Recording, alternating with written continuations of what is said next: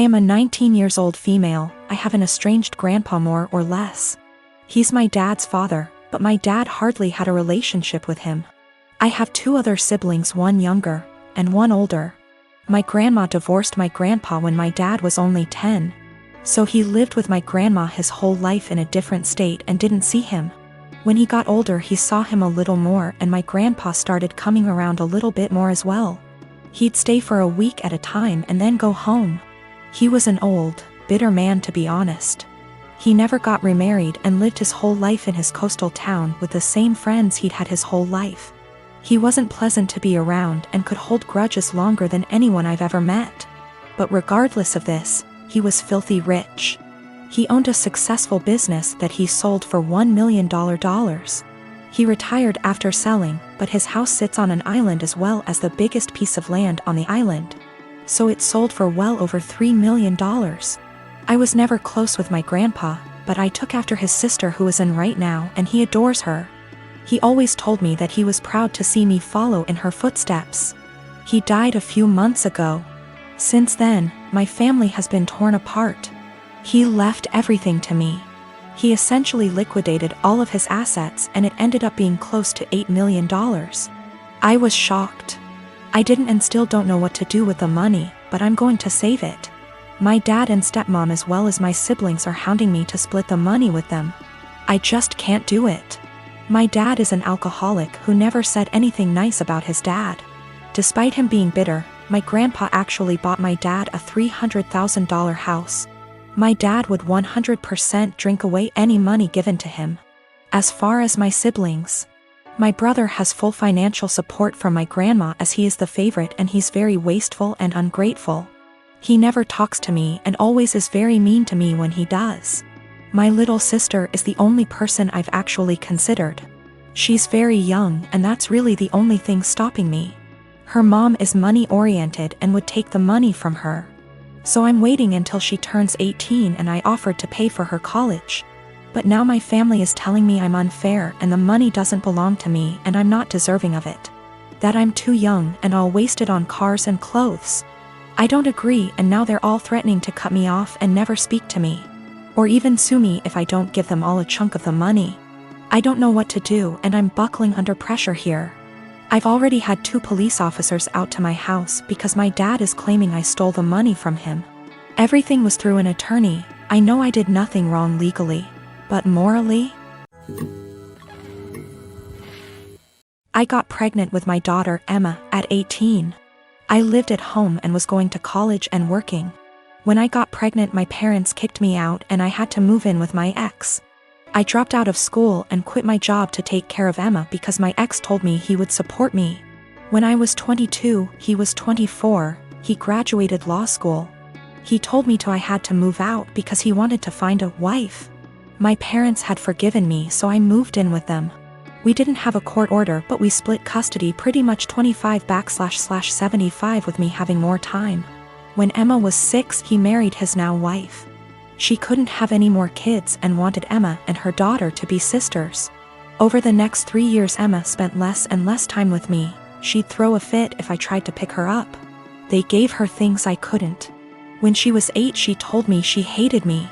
I never blamed her for the lies her father put in her head, because even though I lived at home, I was in college and working and did my best to provide her for her, but obviously they could do more.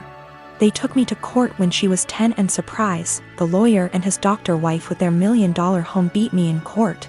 They painted me out to be this horrible parent, and Emma backed them up. They got primary custody and I got visitation. But Emma refused to see me. I gave her money and gifts. But she didn't want me in her life. When I was 30, I met my husband. He is the most amazing man I have ever met. He's seen me struggle with this and been very supportive. He has a daughter Emma's age and a son who is 5 years younger. They lost their mom and were very welcoming and loving. They treated me like their mom. Emma made 0 efforts to get to know my husband and stepkids. Emma and stepdaughter just graduated high school this past May. And my parents also recently passed and gave me their estate since I am an only child. I have decided to pay for my stepdaughter's entire college tuition and buy her a car, pay for an apartment. Emma contacted me a week ago and told me she missed me and wanted to see me. This shocked me seeing as we haven't talked in a year. We met up and she told me she heard my parents died and asked if she could have some money to pay for college. I was shocked and said, "Well, what about your dad and his wife?" She said, "My mom and dad want me to pay for this on my own to teach me responsibility, and I believe I am entitled to money. Seeing as you ruined my life, I was very hurt and told her, after years of ignoring me and telling me I am not your mother, you demand money from me. I am not your wallet. My husband is telling me what I did was right, but my ex is telling me I'm a piece of shit and I owe this to her. My stepdaughter feels bad and offered her college money because my daughter and her friends have been harassing her." I said, "Absolutely not, that is your money. I am 20 years old. I moved out on my 18th birthday and never looked back. I mostly moved out due to how strict my parents were. When I say strict, I don't mean something like home by 10 p.m. I mean, I wasn't allowed to have friends older than me, even by a few months. I wasn't allowed any guy friends. If I had a project to work on at school and got partnered with a guy, my mom would tell my teachers to make me do it alone. I was only allowed on my phone if someone, mom or dad, was there to monitor what I was doing. Weekdays my bedtime was 9 p.m. and weekends 9:30 p.m. I could only have sleepovers if it was at my house, and all of my friends have to be questioned to make sure they were clean, meaning they didn't have boyfriends, no tattoos, went to church, you get it. So you can imagine, I had literally 1 or 2 friends. By 18, I didn't have any plans, I just packed my stuff and left. My parents weren't happy and tried for months to get me to come home, but I didn't plan on it. Anyways, I landed a damn good job and was able to get my first apartment shortly after. My friend is over at my house almost every day with her boyfriend and we just hang out. I didn't cut out all contact with my parents, but I limit it to only special occasions. My mom wanted to have a Zoom family call, whatever it's called, and asked me to join. I figured, what the hell, I'll join and say hi. As I'm talking to my little cousin, in the background you could see my friend's boyfriend come into the living room area. Everyone's face kind of froze and I didn't think much of it. My mom asked who it was and I told her, and she immediately gets annoyed.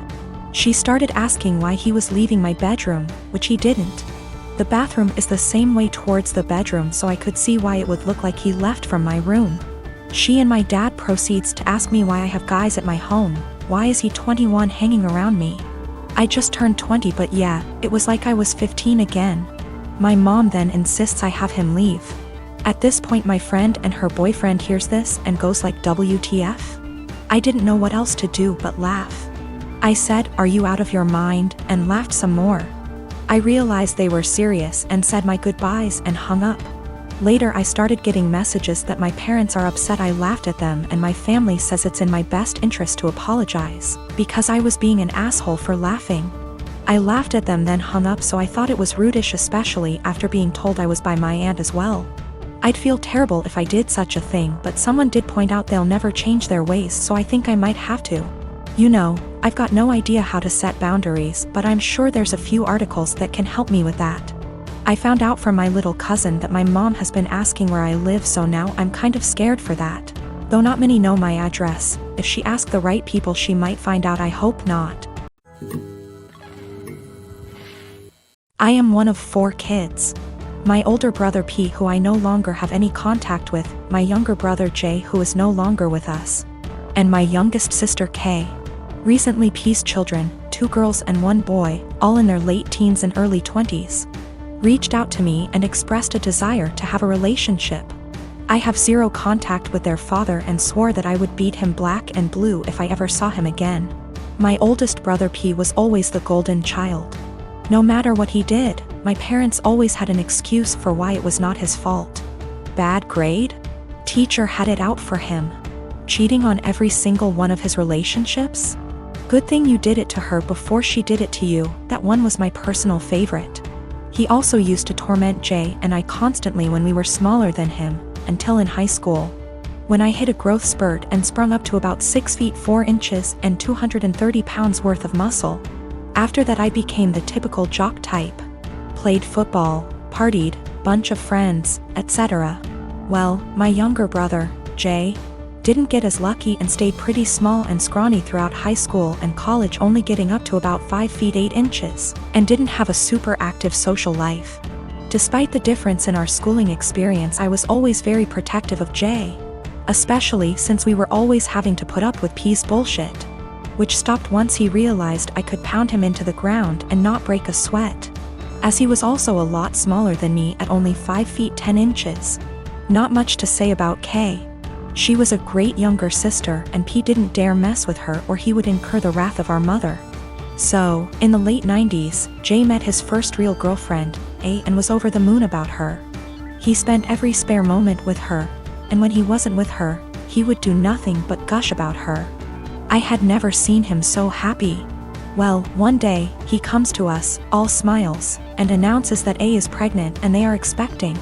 The mood quickly turned, however, when a week later it came out that A had been cheating on Jay for the duration of their relationship with our older brother P.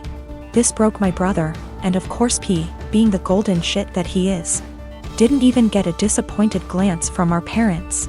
To this day, I have never seen someone look so broken as Jay had looked the last time I saw him.